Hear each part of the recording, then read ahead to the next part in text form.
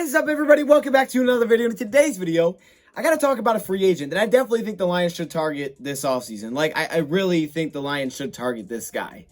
So let's get it started. You know, I got to shout out DoseOfDion, man, because it was actually the first time I went live on YouTube. And, you know, guys don't know DoseOfDion. He put out a lot of good content for the Detroit Lions. Welcome, everybody, to another video. Glad you guys are here. As you guys can see by the board, free agency. Haha. Hey, come on now. I had to just make you guys aware of that design. That is sleek. All right. You see how we got the three lines? That one's kind of curved, so you kind of give it a bop. Now it's a smiley face. Come on, man. You know what I'm saying. All right. I'm sorry. Today we're talking about a free agent that I think the Lions definitely need to target this offseason. So today there was a lot of cuts. There was a lot of players that were becoming available. One of those guys were Quan Alexander from the New Orleans Saints. And I was thinking to myself when I saw this news, wow, this could be someone the Lions are interested in. I mean, he's sort of young, and the Saints traded for him, so they must have been interested in acquiring him for some reason. Now, he didn't play his best, at least according to Pro Football Focus, and really statistically in his time with the New Orleans Saints last season, but they acquired him. So, you know, they brought him in for a reason. And now that he has been released, this is someone that Aaron Glenn could want to bring in again. And he definitely could be. But as I went back to watch film on Alexander, I found myself watching someone else. And this other player was someone that we may have talked about a few times on this channel. And this is Angeloni. Yeah, I know, he came back. Here he is again. Here we go again. Kind of surprised to see this because I was watching for Quan Alexander. Now, Quan Alexander wasn't there the entire season. He was traded from San Francisco. He only played in 7 games with the Saints.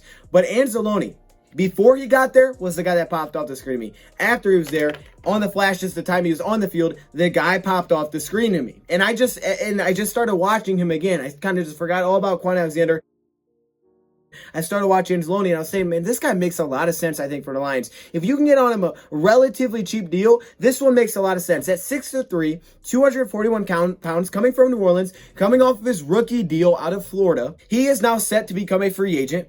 And it's not looking like he's going to get a very, very big payday. This guy's getting very overlooked. The trade had something to do with that, but I think this is someone that the Lions could target if Aaron Glenn had a good history with him, and maybe this is someone that he wants to bring in, because I think you could get him for not a huge deal, not a very expensive deal, multiple years. Maybe you go 1 year, but you could go multiple years if you want to, or at least give him 1 year to try to prove it and see if that he could fit, because what I've noticed from him is he seems like a scheme versatile player, but especially if the Lions go to a 4-3 look next season, I've seen him play multiple positions on that defense for the New Orleans Saints.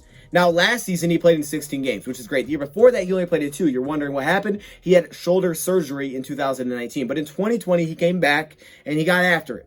And I think what popped out to me is because if you look at, his PFF grades, things like that, you'll notice his highest grades always come in coverage. That's what he's known for, his coverage, just flying around the field. And honestly, 241 is not that light. Quan Alexander is like 227, so that can always be a little bit of concern, but Anzalone's 241. But what you'll notice if you watch this guy play, this guy flies. And Alexander, what concerned me is he seemed kind of grabby. I didn't notice that with Anzalone. This guy just flew around the field. I mean, he looked like a heat-seeking missile. He looked like Bill off of Mario Kart. All right? I know Bullet Bill. Come on, man. You know I know my Mario. Seriously, that's what he looked like on the field. And I'm thinking to myself, this has to be a target by the Lions. If it's not super expensive. All right, I know the projections are the projections. It's not projected to get a lot of money, but I don't know what he's going to get. But if it's not super expensive, the Lions should target this guy if he's being overlooked by other teams. So I'll show you some clips if I have them. But let's go through the numbers, and then I'll talk about what I took away from his game specifically. So last season, in 16 games, he only started in 9 games. He had 41 combined tackles, which is not that bad, honestly. 49 combined tackles. In coverage, 21 out of 27 passes thrown his way were allowed. 8.5 yards per completion. That's not too bad. 118 passer rating. That's not very good. Only 6 missed tackles, which isn't bad either. But you go back to 2018, when again he was healthy that season, he only allowed an 84.6 passer rating because it had an interception that year. Still allowed a pretty high completion percentage, but only an 84.6 passer rating. Now, I think the reason that completion percentage is high is because you see the yards per completion are never above 10, and yards per target last season was 6.6. He does a lot of his work on underneath routes. He does a lot of underneath routes, and I see that's where a lot of completions happen. Out to the running backs, out to the flats, and he's got to go out there and make a tackle. So yeah, the completion percentage is going to be high. But I also noticed how athletic this guy is awesome. This guy can fly around the field. I mean, I see no issue whatsoever with him mirroring a tight end. He showed off some of that potential. He showed off what he has. He's got some flashes of coverage ability. And right now where the Lions are, this could make sense for a deal where, hey, we get him a prove-it deal. Maybe we give him a couple years, but it's kind of cheap.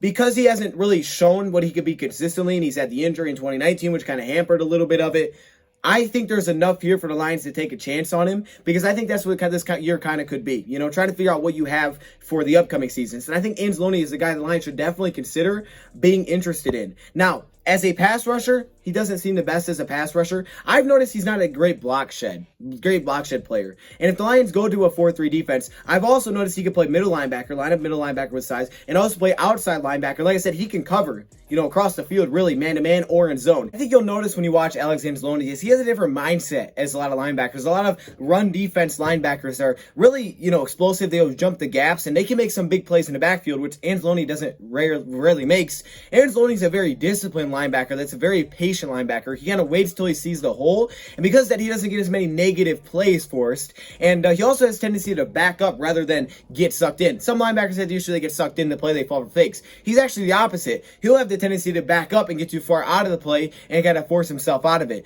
But man, is he smooth as a coverage guy. I mean, he just easily can just float through zones. He doesn't look lost whatsoever. Want to go to that route where they're getting speedy linebackers that can fly around the field, that still have good size, but instead of necessarily the issue of, hey, we got to figure out how to cover guys and figure out assignments, I think he has that part. It's just being more dominant as a run defender. You take a look at his weaknesses, even going back to the college level where he came out of the draft, the same concerns are the same issues that he has now. And that tells me they didn't develop him extremely well. And it seems like they just kind of, you know, said, oh, we're going a different route. We're just going to go with Quan Alexander and trade for him.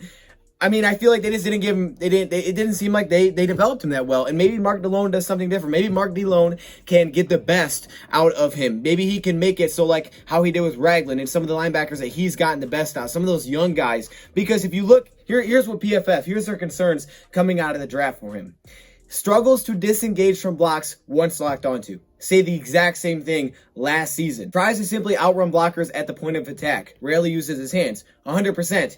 And I think they talk about power as well. That's what I see. I think he needs to get stronger too, but it seems like he just doesn't shed blocks that well, right? He just doesn't. He can kind of scoot around him, and he has the closing speed. I see the closing speed to fly around and make things happen, sideline to sideline, but he doesn't seem like a dominant interior run defender right now, which may make him more impactful as an outside run defender, but you got to continue to work with him to set the edge, so size could be an issue right there, but if you're in a 4-3, then that's not as much of a deal. So I think for him, it's just about developing, but he has a different set of traits and a different set of skill sets that other linebackers that we have right now really don't have. They kind of have the opposite. He has the speed and athleticism that we don't have with young linebackers because we weren't bringing that in, and that's the way the Lions want to go. Then that's what he has. And aside from really Tavai, who I think has some upside as a coverage guy, being, you know, sort of smart in coverage, but I don't know. Everybody seemed lost last year, so I'm not even sure what's going on there. But this guy doesn't lost. I mean, he seems very smart and very wise in coverage. He just needs to be developed. He needs an opportunity to be developed, and maybe you give him a shot. As a pass rusher, there's not the same production that you would think. With his athleticism, you think there'd be some sacks there because they will send him, but he doesn't have that kind of production, and maybe it's a little bit of hesitancy. I think mainly it's the inability to shed blockers. I mean, there doesn't even seem to be a plan. He just runs there, and when he gets picked up, he's stuck. He just doesn't do anything. I don't know. I just think he needs time to develop. He's only 26 years old. He missed mostly a whole season. He lost some of his role because Quan Alexander came in last year. The guy needs time, and hopefully maybe a new linebacker coach is that need for him. Seems like a good third down player, even though they didn't play him on other third downs because they had like weird packages they go to, but they couldn't trust him as a run defender because he just couldn't blow up holes. He couldn't dominate. He couldn't pick the right hole consistently, and he couldn't shed blocks. And it's like, okay, maybe he'd begin with the Detroit Lions as a rotational, you know, as a passing down player, and we continue to develop him off to the side, and hopefully he becomes, you know, more of a reliable run defender. Because if he can add that to his game, I think he's a complete linebacker. That's all he's missing. He can play on all downs. He's fast. He's got all the speed. He looks really good in coverage. He just isn't very dominant as a run defender. The guy can fly, though. Sideline to sideline speed is awesome. Great range as a linebacker. And he's a very good run defender when he's not picked up. He doesn't get sucked in very often. He doesn't get sucked in as often as some other linebackers, but he finds himself backpedaling. And he doesn't always attack the best as a run defender. The run defense needs work, but the Lions need guys that can cover. I've noticed the Lions need guys that can play in coverage. And Alex Angeloni has shown me he can do that. So I would think it'd be a cool opportunity for this guy to get a chance.